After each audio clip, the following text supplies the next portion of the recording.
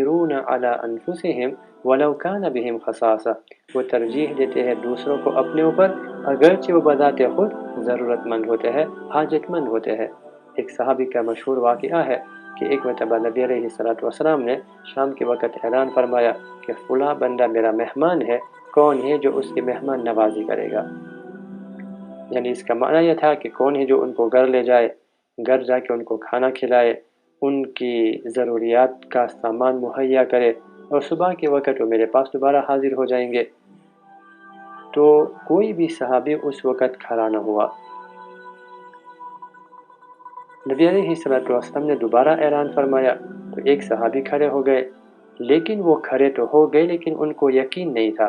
کہ پتہ نہیں میں گھر تو جاؤں گا، گھر پہ کھانا ہے نہیں ہے مجھے پتہ نہیں ہے، گھر پہ پینے کے لیے کوئی سامان ہے نہیں ہے وہ مجھے پتہ نہیں ہے۔ لیکن کیونکہ نبی علیہ السلام کا فرمان ذیشان تھا تو کھڑے ہو گئے اور تیار ہو گئے، اور اس مہمان کو گھر کی طرف لے گئے۔ اہلیہ کو جا کے بتایا کہ دیکھیں یہ نبی علیہ السلام کی طرف سے ایسا سے اعلان ہوا تو میں تو مہمان کو لے کے آیا ہوں۔ تو اہلیہ نے فرمایا کہ دیکھیں کھانا تو صرف اتنا ہے جو کہ بچوں کے لیے کفایت کر سکتا تھا، لیکن اب کیونکہ مہمان ہے تو اس کو ہم کو ترجیح دینی چاہیے، کیونکہ ایک تو عام مہمان نہیں ہے، عام مہمان ہو تو اس کا آپ کچھ سمجھا بھی سکتے ہیں، یہ تو نبی علیہ السلام کے اپنے مہمان ہیں، تو پھر آگے ہمارے پاس کوئی چارہ کار نہیں ہے۔ اب دیکھیں جسٹیفیکیشن تو تھا کہ مہمان کو بھی سمجھایا جا سکتا تھا کہ دیکھیں صبح تک ہم کچھ کر لیں گے، ابھی تو صرف بچوں کو کھانا دینے کے لیے کافی ہے، صبح سے لے کے شام تک کچھ کھایا نہیں ہے، وہ بھی مان جائیں گے۔ لیکن معاملہ یہاں پر الٹ ہے، بیوی کہتی ہے کہ دیکھیں مہمان ہے، کھانا تو صرف اتنا ہے، ہم یوں کرتے ہیں کہ میں چولہا جلا کے رکھتی ہوں اور پوتلے میں پانی رکھ دوں گی تاکہ بچوں کا دل بہل جائے کہ اچھا تھوڑی دیر میں کچھ کھانا تو آ جائے گا۔ بچے اسی طرح سے انتظار کرتے کرتے وہ نیند سے بھر جائیں گے، سو جائیں گے، تو اس وقت میں کھانا تیار کر کے آپ کو دے دوں گی۔ لیکن آپ جب کھانا نکالے کیونکہ کافی نہیں ہے تو اس وقت آپ بتی بجھا دینا، کوئی بہانہ کر کے بتی بجھا دینا اور سارا کھانا مہمان کے سامنے ڈال دینا تاکہ مہمان کھا لے۔ ایسے ہی ہوا، بچے تو رو رہے تھے، پریشان تھے، ضد بھی کر رہے تھے، لیکن ماں آخر ماں ہوتی ہے تو ماں نے ان کو بہلانے کی کوشش کی، اور تھوڑی دیر میں وہ تو سو گئے۔ اور کھانا جب پک گیا تو انہوں نے کھانا دسترخوان کے اوپر لگا دیا اور خاوند کو کہا کہ جی ہاں جیسے ہم نے معاملہ طے کیا ہوا تھا تو آپ اسی طرح سے کوشش کریں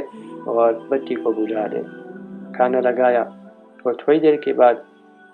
گھر کے مالک نے بتی بجھا دی اور بہانہ کر دیا کہ پتہ نہیں اس کو کیا ہو گیا ہے، تاکہ جب بتی بجھ جائے گی اندھیرا ہو جائے گا تو مہمان کو کھانے میں دقت بھی نہ ہو اور ان کو اس بات کا اندازہ بھی نہ ہو کہ میں اکیلا ہی کھا رہا ہوں، میرا میزبان تو میرے ساتھ کھانے میں شریک نہیں ہے۔ اس طرح سے مہمان نے سیر ہو کر کھا لیا، اور کھانا کھانے کے بعد صبح جب ہوئی تو نبی علیہ السلام کی خدمت میں حاضر ہوئے، اور نبی علیہ السلام کی خدمت میں حاضر ہونے کے بعد وہ مہمان پیش ہوئے۔ لیکن نبی علیہ السلام نے میزبان کو بلا کر فرمایا کہ جی بھائی کیا معاملہ بنا؟ اب یہ تو ایک چشم پوشی کی بات تھی کہ اب میں نبی علیہ السلام کو یہ اپنی بات اور کہانی کیسے پیش کر سکوں؟ تو فرمایا کہ بس نبی علیہ السلام جو کچھ کھانا تھا ہم نے انتظام کر دیا تھا، اللہ تعالیٰ کا شکر ہے کہ ان کو کھانا بھی دے دیا، رات کو ان کے لیے آرام کی جگہ بھی مہیا ہو گئی، صبح ہوئی تو آپ کے پاس حاضر ہوئے ہیں۔ نبی علیہ السلام نے فرمایا کہ نہیں، جو معاملہ ہوا وہ مجھے بتائے۔ کیوں؟ کیونکہ جو معاملہ ہوا آپ کے گھر میں کل، اس پر اللہ رب العزت نے یہ آیات نازل فرمائی کہ وَيُؤْثِرُونَ عَلَىٰ أَنفُسِهِمْ وَلَوْ كَانَ بِهِمْ خَصَاصَةٌ، کہ ان کا تو یہ پیشہ ہوتا ہے، ان